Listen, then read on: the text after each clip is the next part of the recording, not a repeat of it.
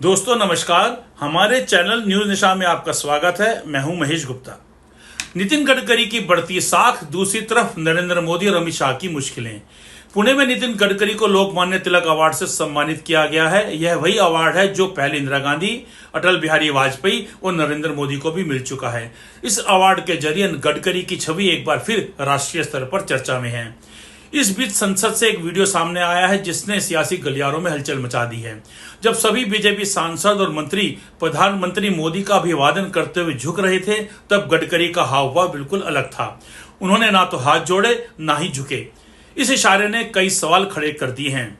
कहा जा रहा है कि नरेंद्र मोदी और अमित शाह पहले से ही आरएसएस के दबाव में हैं और गडकरी का आरएसएस से मजबूत जुड़ाव इस समीकरण को और जटिल बना रहा है।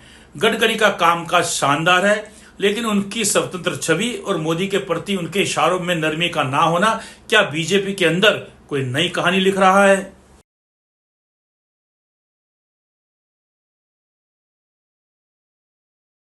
आज हमारे साथ इस चर्चा में जुड़ रहे हैं वरिष्ठ पत्रकार संजय समर जी। संजय जी नमस्कार। नमस्ते। संजय जी, सबसे पहले हम इस बात पर चर्चा करते हैं कि जो नितिन गडकरी जी हैं, आज उनको लोकमान्य तिलक जो अवार्ड है उससे सम्मानित किया गया है। तो इसके क्या मायने कि गडकरी जी को नरेंद्र मोदी जी के समकक्ष खड़ा कर दिया गया है? आपको क्या लगता है? देखिए, समकक्ष की बात नहीं है। इंसान कोई भी अगर काम करता है तो स्वाभाविक बात है कि उसे पुरस्कृत होना चाहिए और पुरस्कार उन्हें मिला है। और नो डाउट नितिन गडकरी जी काम अच्छा कर रहे हैं। काम उनका किया हुआ दिख भी रहा है, कागज पर नहीं दिख रहा है, जमीन पर उनका काम किया हुआ दिख रहा है। और सिर्फ वो एक प्रदेश में काम नहीं कर रहे हैं बल्कि पूरे देश भर में काम कर रहे हैं। चाहे छत्तीसगढ़ है, चाहे आसाम है, चाहे झारखंड है, चाहे बिहार है, हर जगह। और वहां के मुख्यमंत्रियों से बात करके पूछते हैं कि भाई आपको क्या चाहिए, उसमें क्या चाहिए वो लोग जवाब देते हैं। उस हिसाब से उनका काम भी होता है। बाकी और जो विभाग है काम हो रहे हैं, लेकिन कितने काम जमीन पर उतर रहे हैं वो बता पाना बड़ा कठिन है। लेकिन गडकरी जी का काम दिखाई देता है और जो काम दिखाई दिया उसको तो पुरस्कार मिलना चाहिए। इसी से उन्हें पुरस्कार मिला है, क्योंकि पुरस्कार देने लेने में भी कहीं ना कहीं मोदी जी के इर्द गिर्द ही वो राजनीति घूमते रहती है और राजनीति वो होते रहती है। तो इसलिए ये कहना कि मोदी जी के बराबर में खड़ा कर दिया गया थोड़ा सा टफ दिखलाई दे रहा है। काम गडकरी जी ने किया है तो उनको पुरस्कार मिलना चाहिए। और उनको आपके चैनल के माध्यम से न्यूज नशा की ओर से बहुत बहुत बधाई कि वो अवार्ड लिए और इससे बढ़ करके काम करें और अच्छा काम करें। जहां जहां टोल है, टोल का दाम कम करें, क्योंकि टोल टोल में एक बार पैसा लग गया, उसके बाद मेंटेनेंस पर ही जो खर्च आते हैं सो आते हैं। लेकिन टोल का जो पैसा बढ़ जाता है, हर साल वो पैसा बढ़ा देते हैं लोग, तो वो नहीं बढ़ना चाहिए। गडकरी जी को इस पर ध्यान देने की जरूरत है। और टोल का एक समय भी होना चाहिए। भाई मान लीजिए कि आप सड़क मेंटेन कर रहे हैं, अच्छी बात है, खुशी की बात है, लेकिन मेंटेनेंस के लिए एक जगह से इतना पैसा वसूलना, महेश भाई हम बताएं कि अगर आप 500 किलोमीटर की दूरी तय करेंगे तो आप चेक करेंगे कि पर किलोमीटर 2 रुपया से 3 रुपया आपको देना पड़ रहा है टोल। मैं भी बताने वाला था आपको, तो आपने बता दिया। मैं आपकी ये बात ये छोड़ने वाला था, मैंने तो गिना हुआ, अभी बताऊंगा आपको। आप चलिए आगे बढ़िए, आप बताता हूँ फिर मैं इ, आपको। इ, इस चीज पर विराम देने की जरूरत है, क्योंकि दूरियां कम हुई है, सड़क बनी है, दूरियां कम हुई है। और ये कोई नई बात नहीं है। सन 1974 में तय हुआ था इंदिरा गांधी के समय कि सन 2000 में सबको सड़क, सबको स्वास्थ्य, सबको शिक्षा दिया जाएगा। ये सन 2000 का ब्लूप्रिंट है। सन 1974 का ब्लूप्रिंट है। उसको ये लोग बढ़ा करके 2025 ले आए। जब सरकार 15 वर्ष गिराने उठाने का जब खेला चला, तो उसमें इन लोगों ने तय किया कि सन 2025 तक हमारी सारी सड़कें बन जाएंगी और हम लोग व्यवस्थित हो जाएंगे। अब 2025 को इन लोग 2047 तक लेकर के गए। तो एनीवे जो भी हो, अभी आपका जो विषय है गडकरी जी देर आए दुरुस्त आए के तहत वो काम कर रहे हैं। लेकिन टोल पर उनका ध्यान होना चाहिए। टोल की रंगबाजी बंद होनी चाहिए पूरी तरह से। ऐसे ऐसे थोड़ा ना होता है। मान लीजिए कि दूरियां कम हुई और पैसे खूब खर्च हो जाए तो ये तो कोई मतलब की बात नहीं हुई भाई। तो इसलिए अच्छा टोल में मुनाफा ही मुनाफा दिखाई दे रहा है। एक बार पैसे लग गए, 10 साल 5 साल 8 साल जो भी ये पैसे लग गए, तो 10 साल 5 साल में सबका पैसा निकल गया। अब हर साल बढ़ा देता है टोल, वो पैसा बढ़ना नहीं चाहिए। ये महेश जी आपके न्यूज नशा की ओर से गडकरी जी को मैं कहूंगा कि वो पैसा ना बढ़ाए, बल्कि वो पैसा घटना चाहिए, गिरना चाहिए। मेंटेनेंस में क्या खर्च होते हैं भाई? मेंटेनेंस में तो कोई ठोस खर्च होता नहीं है। मान लीजिए सैलरी, स्टाफ का सैलरी है, कहीं कहीं टूटा फूटा जगह है, तो वो टूटने फूटने वाला हिसाब किताब होते रहता है, ऐसी बड़ी बात संजय जी, नहीं है। मैं तो आपकी बात में एक और जोड़ना चाहूंगा कि मैं तो दिल्ली और उत्तराखंड दोनों से बिलोंग करता हूँ। उत्तराखंड में भी जब मैं रेगुलर जाता रहता हूँ हरिद्वार से ऋषिकेश, तो हरिद्वार तक का 200 किलोमीटर है। 200 किलोमीटर पे 650 रुपए का दिल्ली से हरिद्वार तक का टोल है। यानी कि अगर हमारी फॉर्च्यूनर गाड़ी जाती है 9 किलोमीटर की 9 की एवरेज देती है, तो उसमें आप ये देखिएगा कि अगर 10 रुपए पर किलोमीटर हमारा टोल, उसका पेट्रोल का डीजल का खर्च आ रहा है, तो उसमें 2.5 से पौने 3 रुपए टोल आ रहा है। तो कहने का मतलब ये हो गया कि 25 से 28% जो है हम टोल पे कर रहे हैं डीजल के साथ पर किलोमीटर। देखिए, उसके बावजूद अगर कहा जाता है कि सड़कें बन गई, तो अगर मैं आपको इतनी कोई महंगी चीज दे रहा हूं, आपको 2,000 रुपए दे के मैंने शर्ट दे दी, 5,000 रुपए दे के शर्ट दे दी, तो इसमें सरकार की तो कोई वाहवाही हुई नहीं। चलिए छोड़िए, हम दूसरा इशू पे वापस आते हैं कि गडकरी जी को तो लोकमान्य तिलक अवार्ड जो मिला है, आपकी भी गुजारिश है, हमारी भी गुजारिश है, पूरी जनता की गुजारिश है जो सड़क पे चलती है, कि अब जो टोल की तरफ भी गडकरी जी ध्यान दें।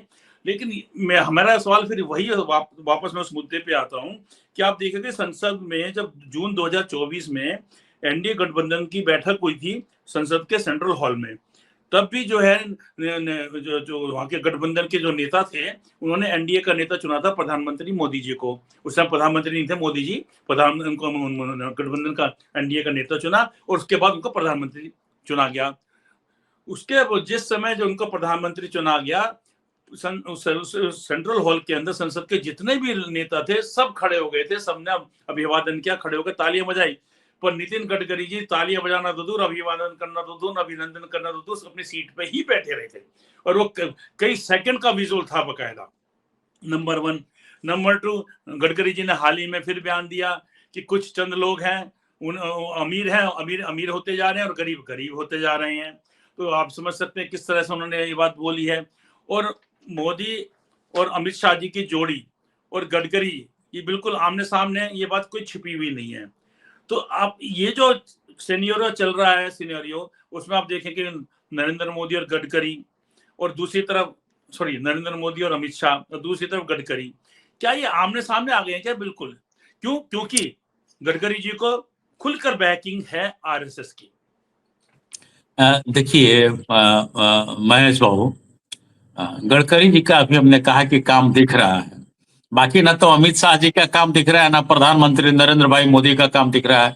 11 वर्षों में आज तक एक स्मार्ट सिटी तैयार नहीं हुआ, बुलेट ट्रेन नहीं आया। कितना गिनवाए? हम लोग नहीं गिनवा पाएंगे, क्योंकि कहेगा लोग कि आप विपक्षी की तरह गिनती गिनवा रहे हैं, विपक्ष की तरह जो बातचीत हो रही है।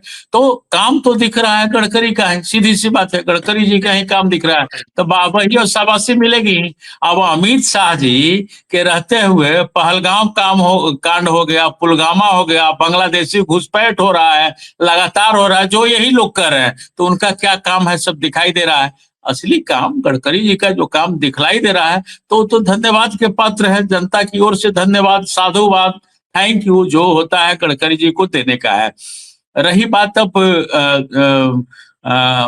मोदी और शाह के सामने खड़े हैं गडकरी, तो जो काम करेगा उसका सीना थोड़ा चौड़ा रहता ही है, और वो चाहता भी है कि हमें वाहवाही मिले।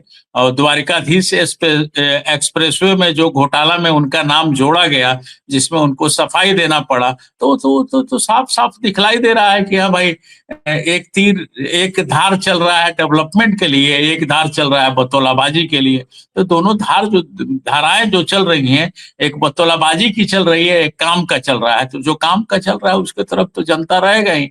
अब रही बात, आपने कहा कि भाई सब नमस्ते कर रहे हैं और ये खड़े हैं, इनकी कोई एक्टिविटीज नहीं है वहां पे, तो ऐसा हो सकता है, कभी कभी हम ही लोग के साथ होता है, या होता था जब हमारे सीनियर खड़े रहते थे, ध्यान इधर उधर रहता था, आदमी नमस्ते नहीं कर पाता था। तो ये साधारण सी बात है हमारी नजरों में।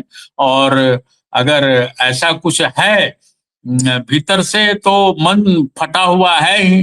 तो अभी एक शायद साइकोलॉजी भी शायद होती है कि भाई आपने 7 जून 2024 का भी वो वीडियो नहीं देखा है और 2 दिन पहले का भी नहीं देखा है सर, बड़ा गड़बड़ था। जब 7 जून वही 2024 का तो वीडियो था, सारे नेता खड़े हुए थे और गडकरी जी आराम से बैठे, गडकरी जी के इधर भी सब खड़े हुए हैं, इधर भी सब खड़े हुए हैं और गडकरी जी ने उधर देखा, देख के आराम से बैठे हुए हैं। बैठने के बाद कुछ उनका हलचल नहीं हो रही, सब बधाइयां दे रहे हैं, उसके बावजूद भी आराम से बैठे हुए हैं, बकायदा देख रहे हैं पर आराम से बैठे रहे निश्चिंत होकर कि हाँ मुझे कोई मतलब नहीं। और उसके अलावा जो 2 दिन पहले का भी विजुअल है सर, वो भी जो है सवाल मैंने खड़े करता देखा है महेश जी, मैंने देखा है। देखिए, कोई चीज आदर से सब कुछ होता है और आदर अंतःकरण से आती है। ऐसा नहीं कि भाई बैठे हैं, हमने ही आपको नमस्ते किया, आपने भी हमको है। नमस्ते एक किया, तो प्रोटोकॉल भी एक होता है आदर सर। होता है। तो अंतःकरण जो गडकरी जी का कर रहा है या कह रहा है, उस हिसाब से वो चल रहे हैं। इसमें कोई बड़ी बात नहीं है, ऐसा होता है, ये साइकोलॉजी है। और अगर हृदय में कहीं जगह नहीं बन पा रही है तो अक्खड़ आदमी नमस्ते भी करना नहीं जानता है, क्योंकि गडकरी जी को तो जनता ने चुन के भेजा है भाई, उनकी काबिलियत ने उनको पद दिलवाया है। ऐसा थोड़ा ना है कि चिंदी चिंदी चुन करके और वो बने हुए हैं, ऐसा नहीं ना भाई। ये चिंदी चिंदी चुन करके मान लीजिए प्रधानमंत्री नरेंद्र मोदी बने हुए हैं, चाहे नीतीश कुमार की सीढ़ी से चढ़े हुए ऊपर, चाहे नायडू की सीढ़ी से, तो चिंदी चिंदी उन्होंने चुना है।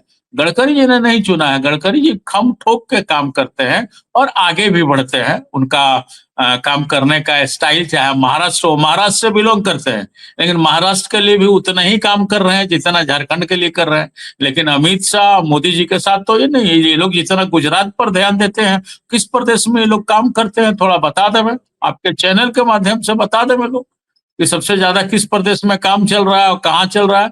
अभी बिहार में जो मोदी जी का काला झंडा दिखलाया लोग, उसमें भी उन लोगों ने सवाल खड़ा किया कि 20 साल से, यहाँ 25 साल से डबल इंजन की सरकार है, एक फैक्ट्री नहीं। सुगौली फैक्ट्री के बारे में मोदी जी बोल के गए थे पिछले चुनाव में कि मैं आऊंगा तो इसी मिल का से निकली हुई चीनी का चाय पीऊंगा। कहाँ है वो मिल? मिल को बता देवे। बिहार क्या बस खाली बना है लेबर पैदा करने के लिए कि लेबर बस खाली पैदा हो जाकर के गुजरात में पंजाब में काम करे? तो ये सब सवाल लोग खड़े कर रहे हैं और खड़ा हो रहा है सब सवाल। तो लाजिमी है कि भाई एक देश के लिए काम कर रहा है, सिर्फ एक प्रदेश के लिए काम कर रहा है, तो दोनों में अंतर है। ऐसे जो विपक्ष कहता भी है, ये मैं नहीं बोल रहा, विपक्ष कहता भी है कि ये दोनों जन गुजरात के प्रधानमंत्री और गुजरात के गृह मंत्री हैं, भारत के लिए ये लोग क्या काम करता है, ये विपक्ष कह रहा है, मैं नहीं बोल रहा हूँ। विपक्ष जो बोलता है वो बात मैं बता रहा हूँ, याद दिला रहा हूँ। तो गडकरी जी हर जगह पूछ के काम करते हैं। पश्चिम बंगाल में जाते हैं तो पूछते हैं कि भैया क्या काम है। ये है भी, जो जिस हिसाब से शपथ लिया गया है, शपथ पूरे भारतवर्ष के लिए लिया गया है, न कि किसी एक स्टेट के लिए लिया गया है। नहीं, न कि किसी, कहाँ है अब बिहार में तो स्पेशल राज्य का दर्जा देने का प्रॉमिस किए हुए थे, कहाँ अभी तक मिल पाया है? पब्लिक खोज रही है इन्हीं सब कारणों से। तो गडकरी जी पूछ के काम कर रहे हैं और उन्होंने जो शपथ लिया है कि हाँ भाई भारत के लिए हम काम करेंगे, तो वो भारत के लिए काम कर रहे हैं। इसी से लोकमान्य पुरस्कार से उन्हें पुरस्कृत किया गया है। ये गडकरी जी का काम बोल रहा है महेश बाबू। हमको लगता है मेरी बात से आप सहमत होंगे।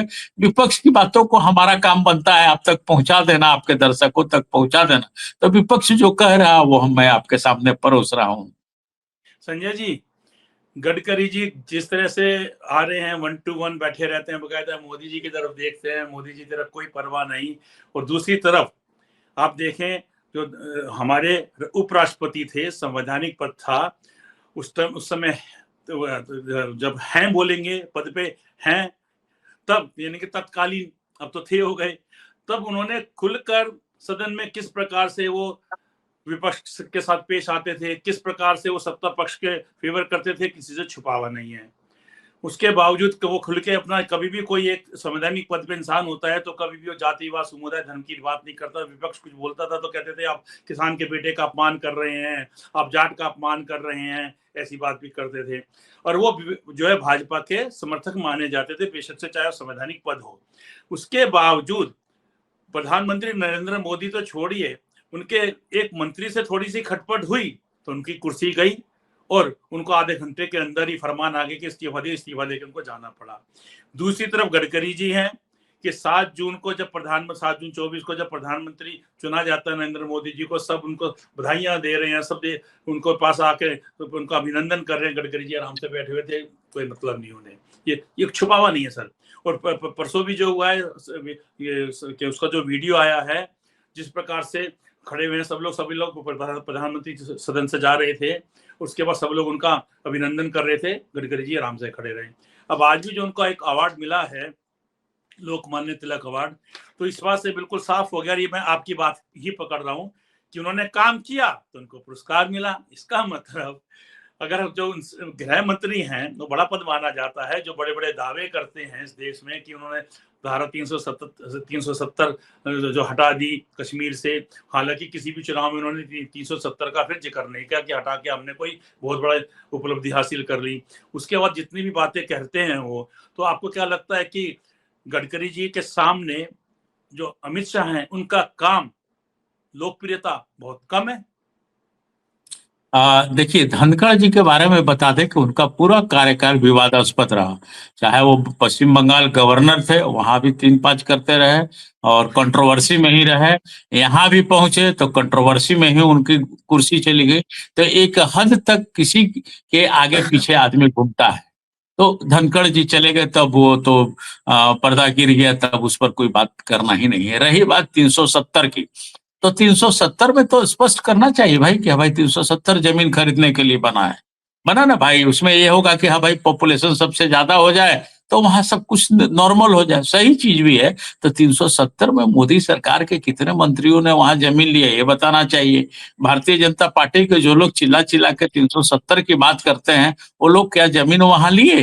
370 से उन लोगों को क्या लाभ मिला, इसको भी तो स्पष्ट करना चाहिए। पहले तो ढिढोरा पिटा ये गया कि 370 हट जाने से 4 राज्य का खर्चा मेंटेन होगा, ये होगा वो होगा। क्या हो रहा है भाई?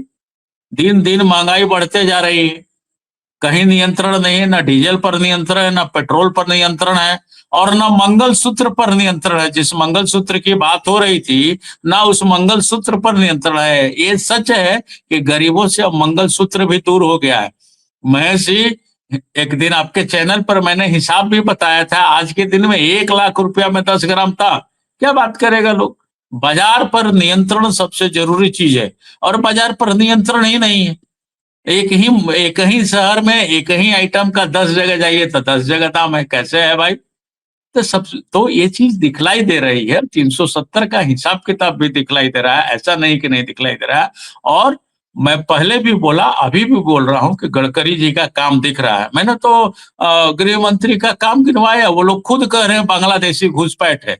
दिल्ली चुनाव हुआ तो बांग्लादेशी घुसपैठ हो गया, अब बांग्लादेशी कहाँ है? झारखंड चुनाव हुआ तो बांग्लादेशी घुसपैठ है, बिहार में भी बांग्लादेशी घुसपैठ है।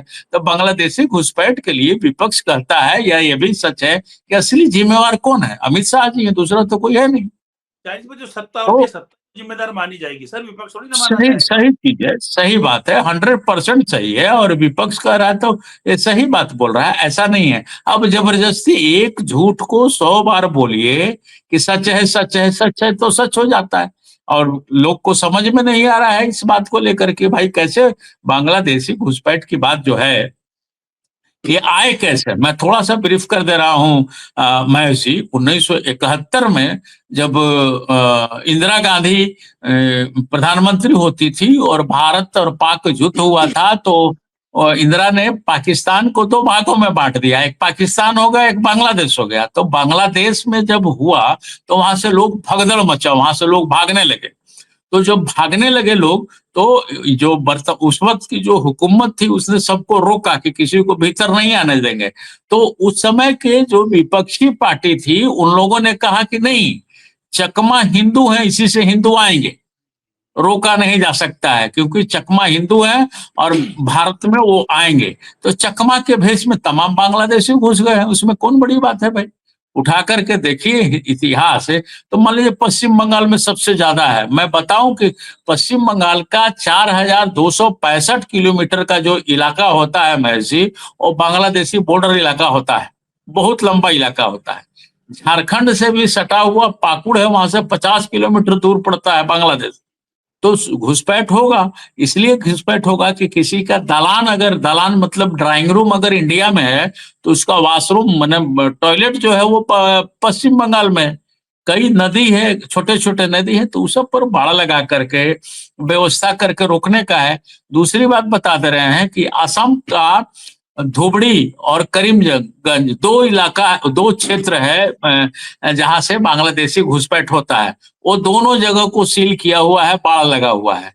तो जहां तक असम का बॉर्डर है, बाड़ लगा हुआ है, घिरा हुआ है। लेकिन पश्चिम बंगाल में ज्योति बसु की सरकार हुआ करती थी, उस वक्त तो बाड़ नहीं लगा हुआ था, तो घुसपैठ हो रहा था। स्वाभाविक सा बात है, उस वक्त घुसपैठ हो रहा था। और अभी भी ये घुसपैठ जारी है महेश जी। घुसपैठ में कोई नकेल नहीं लगा है, और सिर्फ राजनीतिक मुद्दा ना बना करके राष्ट्रहित, देश हित, समाज हित में इस पर अमित शाह जी को कठोर कदम उठाने की जरूरत है कि किसी तरह से हम अपने बीएसएफ को टाइट करें, क्योंकि उससे हमारा श्रम बाजार प्रभावित हो रहा है। पूरी तरह से हमारा श्रम बाजार प्रभावित हो रहा है। जो बांग्लादेशी हमारे 10 रुपया में काम करते हैं, जो हमारे यहाँ अगर मजदूर 15 रुपए में काम करते हैं, बांग्लादेशी 10 रुपया में काम कर रहे हैं। हमारा श्रम बाजार प्रभावित हो रहा है। इतना ही नहीं, उनका जो आधार कार्ड और राशन कार्ड जो बन जा रहा है, उसमें भी दिक्कत हो रही है कि हमारे जो अपने मजदूर है उनका भोजन काट के उनके पास चल जा रहा है, और संरक्षण देने वाले संरक्षण दे रहे हैं। इसके लिए ऐसा है महेश जी, ये तो छोटी सी चीज है जिससे नकेल दिया जा सकता है। हमारी जो ग्राम पंचायत व्यवस्था है, इसके लिए मुखिया जिम्मेवार है, इसके लिए थानेदार, उस इलाके का थानेदार जिम्मेवार है, डीएसपी जिम्मेवार है, और वहां के लोग भी जिम्मेवार हैं। अकेले अगर अमित शाह इसको चाहे नियंत्रण करना, तो ये भी नहीं कर पाएंगे। इसमें अंतरात्मा को की पुकार पर तमाम लोगों को भारतीय बनना पड़ेगा, और भारतीय बन करके इसको नकेल देने की जरूरत है, और वो जागृत करना होगा। बस खाली चिल्लाने से नहीं होगा कि बांग्लादेश घुसपैठ, बांग्लादेश घुसपैठ। दो चार थानेदार लोग को सस्पेंड करना होगा, दो चार 10-20 मुखिया लोग को नकेल कसना पड़ेगा। कैसे आ जाते हैं भाई, और कैसे हो जा रहा है? तो ये सब चीजें हैं महेश जी। लेकिन अब उसमें क्या कहा जाएगा, कैलकुलेट कीजिएगा तो पाइएगा कि कोई ना कोई राजनीतिक दल ही इसको सपोर्ट करता है, पूरी तरह से सपोर्ट करता है, बाद में हल्ला करता है कि ऐसे ऐसे ऐसे ऐसे। तो हम लोग तो देख रहे हैं, असम में भी हम बहुत दिन तक रहे हुए हैं, 91 से 97 तक असम में रहे हुए हैं। वहां का बोडोलैंड इलाका जो है वो सी लेवल पर है, सी स्टाइल का है, जैसे ABC जो होता है ना, सी। तो वो किनारे किनारे किनारे किनारे बोडो लोग हैं। अब बीच का जो नक्शा है, बीच में तमाम बांग्लादेशी भर गए।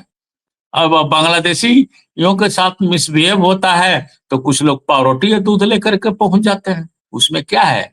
तो नकेल देने की जरूरत है, घुसपैठ पर नकेल देने का जरूरत है, और ये काम केंद्र सरकार कर सकती है, राज्य सरकार को मिला करके। बिहार में भी बांग्लादेशी घुसपैठ है, तो वहां तब 20 साल से डबल इंजन की सरकार है भाई। संजय जी, क्या हो रहा है? बात करते हैं तो थोड़ा वापस आते हैं। जो आरएसएस का नितिन गडकरी जी को मजबूत समर्थन है, तो क्या ये मोदी शाह की सत्ता समीकरण को प्रभावित कर सकता है या कर रहा है?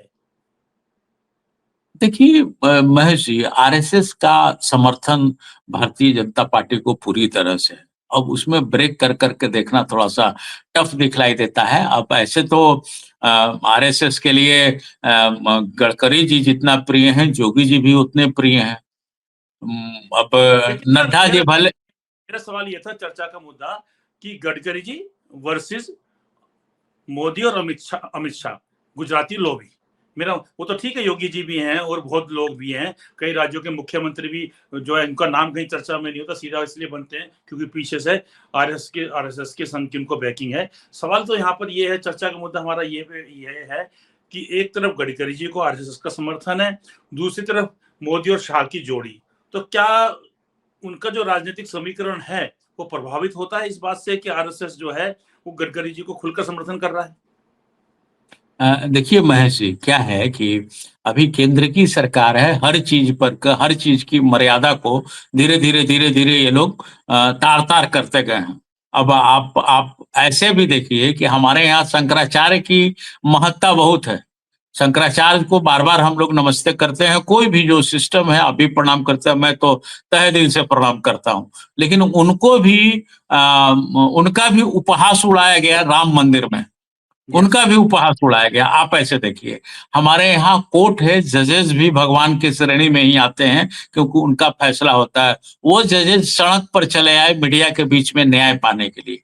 आरबीआई गवर्नर का भी देखिए, इन लोगों ने मर्यादा किस तरह से खत्म कर दिया, या किस तरह से ये किया। उसी तरह से आरएसएस का एक मर्यादा था, एक भय था, एक आदर्श था, उसको भी नड्डा जी बयान देकर के चौपट कर दिए कि भाई हम बच्चे नहीं, अब हम बड़े हो गए, अब आरएसएस की जरूरत नहीं है। तो ये सब इन लोगों के फितरत में है, और ये जो कर रहा है लोग करें, लेकिन आरएसएस की अपनी गरिमा है और आरएसएस अपना काम कर रही है। इसके बाद इतना कुछ होने के बाद भी महेश जी देखेंगे कि आज भी गांव-गांव में आरएसएस जाती है, चटाई पर बैठती है और लोगों को चीजों के बारे में समझाती है, मिला-जुला करके, चाहे जिस रूप में।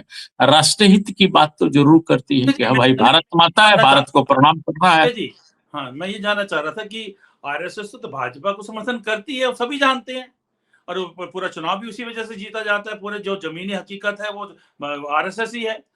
लेकिन सर, हम तो चर्चा पे हम ये भी जानना चाह रहे हैं कि जो मोदी और अमित शाह गुजराती लॉबी, और दूसरी तरफ गडकरी, अभी बात हम भाजपा की नहीं कर रहे पूरी। भाजपा तो है ही आरएसएस की, भाजपा में तो बहुत लोग हैं आरएसएस के, कई मुख्यमंत्री जो है आरएसएस के ही हैं।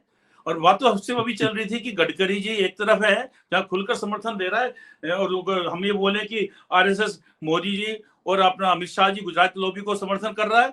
सब दूसरा पहलू ये है कि आप ये देखिएगा कि वो खुलकर गडकरी जी को समर्थन कर रहे हैं, और यही वजह देखिए है कि उधर जी देखिए जो है मैं आगे ठोस पीछे मैं, गए थे, मैं गडकरी जी भी कुर्सी पे विराजमान है निश्चिंत होके। तो मेरा सवाल ये था कि क्या इन दोनों को जो समीकरण बैठ रहा है, गुजराती लॉबी वर्सेस गडकरी, तो क्या इसको देखकर जो गडकरी जी को बैकिंग है आरएसएस की, तो अमित शाह और मोदी जी गुजराती लॉबी जो है उनका जो राजनीतिक समीकरण कहीं गड़बड़ा रहा है या गड़बड़ा जाएगा? आरएसएस के समर्थन से ही प्रधानमंत्री नरेंद्र भाई मोदी बने। आरएसएस के समर्थन से ही अमित शाह गृह मंत्री बने हुए। सर और बने हैं ना सर, आरएसएस के वर्तमान में तो हालात वो नहीं है अब। मैं आ रहा हूं, आप ही की बात पे आ रहा रावण जी हूं। ने तो ये भी कह दिया था कि 75 की साल में जब शोल उड़ा देते हैं तो उसका मतलब होता है कि उम्र हो गई है, बाजू हट, बाकियों का काम करने दो। सर इसकी मैं फिर मैं फिर अपनी बात को दोहराऊंगा महेश जी, कि बहुत मद्दा वाले व्यक्ति का नाम है नरेंद्र भाई मोदी, और वो हमें लगता है कि इस पर अमल करेंगे। 17 सितंबर 2025 के बाद वो छोड़ेंगे, और अदरवाइज अगर नहीं छोड़ते हैं तो ये क्लियर है कि भाई कुर्सी उनके लिए सबसे ज्यादा प्रिय है। सीधी सी बात है, सर वो क्योंकि फकीर आदमी है सर, वो 10 लाख का सूट पहनते हैं सर। वो इतनी बड़ी कुर्सी जो है ना फकीर को मिली हुई है सर। फकीर 10 लाख का सूट नहीं छोड़ पाते, एक दिन में 4 जोड़ी कपड़े बदलना नहीं छोड़ पाते, मोहम्मद का 4 लाख 4.5 लाख का पेन नहीं छोड़ पाते हैं वो। और जो है हर पर इधर संसद चल रही होती है, उधर वो विदेश यात्रा कर रहे होते हैं। सर वो फकीर है हमारे, वो फकीर है सर, और वो फकीर वो कुर्सी नहीं छोड़ सकते हैं क्योंकि वो फकीर है। तो इंतजार कीजिए। हमें तो लगता है कि वो गारंटी देते हैं कि भाई मोदी की गारंटी है, तो उस गारंटी का तो पालन उनको खुद करना चाहिए। हम सुधरेंगे तब न युग सुधरेगा। उदाहरण तो इंसान को बनना चाहिए, जैसे लाल बहादुर शास्त्री बने थे। अब आ जाए आपके सवाल पर, चूंकि आपका समय कम दिखाई दे रहा है। देखिए, गुजरात लॉबी को प्रमोट करने में आरएसएस की भूमिका बहुत रही है, लेकिन बिल्कुल। गुजरात लॉबी आरएसएस को दबोच के आगे निकल जाना चाहता है। तो स्वाभाविक है कि नितिन गडकरी महाराष्ट्र से बिलोंग करते हैं और आरएसएस के काफी करीब हैं। इसके पीछे एक कारण है, नो डाउट। अगर गडकरी जी को आरएसएस का समर्थन नहीं रहता तो वो नहीं टिके रहते। अब तक वो कब का धनखड़ की तरह पैदल हो गए रहते। आरएसएस का समर्थन अगर आदित्यनाथ जोगी को नहीं रहता था, कब की इनकी मुख्यमंत्री पद चली गई होती। ये सब चीज मैंने घटनाक्रम को देखे तो ये सब चीज हम लोग देख रहे हैं। तो स्वाभाविक सा बात है कि आरएसएस इनके पीठ पर है, तब खम ठोक के गडकरी जी काम कर रहे हैं, जिसका परिणाम ये हुआ है कि आज उनको अवार्ड मिला है। अगर वो खम ठोक के नहीं काम करते, आरएसएस का पीठ पर हाथ नहीं रहता, तब आरएसएस का पीठ पर हाथ है, तभी वो खम ठोक के काम कर रहे हैं। बाकी किस विभाग में काम हो रहा है महेश जी, थोड़ा गिनती से गिनवा लीजिए जो दिखने वाला काम हो। एजुकेशन की बात करें, इलेक्ट्रिक की बात करें, किस चीज की हाँ, बात कर सकते हैं हम लोग। गडकरी की बात करते हैं तो जब से ये इनको सड़क से जुड़ा विभाग मिला है, सड़क तो दिखती है ना लोगों को। जैसे आप क्रिकेट खेलेंगे, चाहे किसी भी जाति का है, धर्म का है, समुदाय का है, इवन उसमें कोई जाति धर्म नहीं आ पाता क्रिकेट के अंदर, कोई रिजर्वेशन नहीं आ पाता।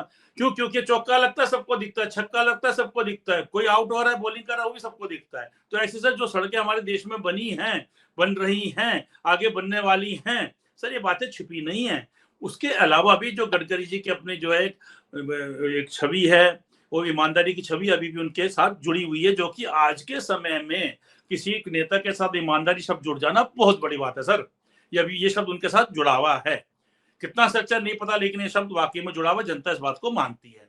दूसरी बात ये भी है कि आप ये देखिएगा कि काम उनका जो है वो सबको दिखता है। इवन जो विपक्ष के नेता हैं उनमें भी वो अपनी मान्यता रखते हैं, ये भी एक बहुत बड़ी बात होती है सर। तो कुल मिलाकर अगर हम देखते हैं तो अमित शाह जी, जैसे कि आपने बोला नरेंद्र मोदी जी को तो अलग कर दिया, तो अमित शाह जी अगर देखें तो मंत्रिमंडल में हैं, और इस देश में जिसने काम किया उनको ये लोकमान्य तिलक अवार्ड उससे उनको जो पुरस्कृत किया गया है, ये इसके लिए आपने एक तरफ दिया है, जिससे हम बिल्कुल सहमत हैं कि गडकरी जी ने काम करा तभी उनको मिला। लेकिन इससे एक बात भी बिल्कुल साफ हो गई है कि इस काम की चर्चा जब होगी तो गडकरी जी की होगी, अमित शाह की कहीं नहीं हो रही है, और ना ही पहले हुई है, और आगे भी होने की कोई संभावना दिख नहीं रही है। तो सर इसके साथ आज की चर्चा हम फिलहाल समाप्त करते हैं। बहुत जल्दी आपसे फिर दोबारा मिलेंगे। नमस्कार। और आप हमसे जुड़े रहने के लिए सब्सक्राइब करें YouTube पर, फॉलो करें Twitter पर और लाइक करें Facebook पर। और ज्यादा जानकारी के लिए आपको टाइप करना होगा सिर्फ न्यूज़ नशा।